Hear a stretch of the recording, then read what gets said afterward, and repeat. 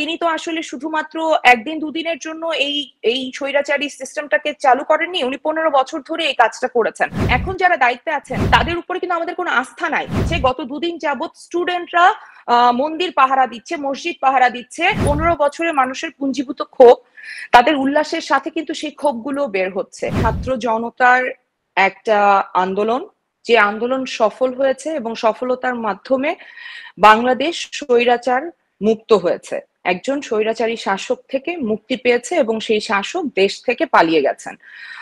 আর এই ঘটনাগুলো ঘটার আগে আসলে কি পরিমাণে অত্যাচার, জুলুম এই স্টুডেন্ট গুলোর সাথে হয়েছে, সাধারণ মানুষের সাথে হয়েছে, সেই খবরগুলো যদি আসলে ইন্টারন্যাশনাল মিডিয়াতে বা আমাদের মিডিয়াতে, যেটাতে আমাদের গণমাধ্যমগুলো ভীষণভাবে প্রশ্নবিদ্ধ হয়েছে, তারা নানানভাবে অপমানিত, লাঞ্ছিত হয়েছে, বিকজ তাদের কোনো স্বচ্ছতা ছিল না।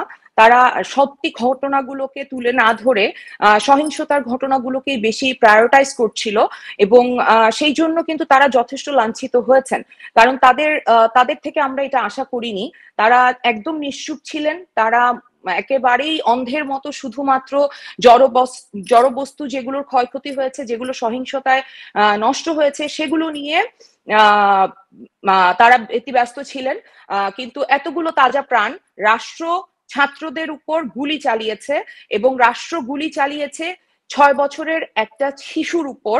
এরকম অনেক অসংখ্য শিশু মারা গেছে এবং এই সহিংসতায় অনেক পুলিশ সাংবাদিকও মারা গেছেন।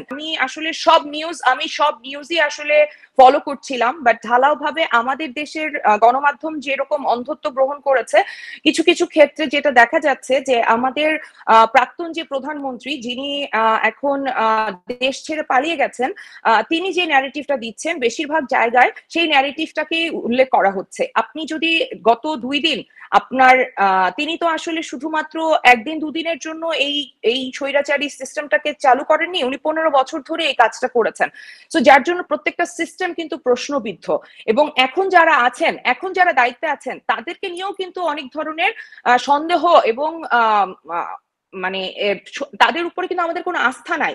কারণ হচ্ছে তারা একেবারেই, আমরা জানি যে প্রকাশ্যেই তারা আসলে তার পক্ষের লোকই ছিলেন এবং গত দুদিন যাবৎ স্টুডেন্টরা রাস্তা সামলাচ্ছে, গত দুদিন যাবৎ স্টুডেন্টরা মন্দির পাহারা দিচ্ছে, মসজিদ পাহারা দিচ্ছে। যে কোনো অভ্যুত্থানে, গণ অভ্যুত্থানের পরবর্তী যে ট্রানজিশনাল পিরিয়ডটা থাকে সেটা খুবই কনফিউজিং থাকে। এটা সবগুলো অভ্যুত্থানই যদি আপনি স্টাডি করেন আপনি দেখতে পাবেন এবং আমাদের দেশের জন্য সেটা আলাদা কিছু হবে না। কারণ 15 বছরে মানুষের পুঞ্জীভূত ক্ষোভ, তাদের উল্লাসের সাথে কিন্তু সেই ক্ষোভগুলো বের হচ্ছে এবং কিছু সুবিধাবাদী লোকজন তো আছেনই যারা আসলে লুটপাট করছেন।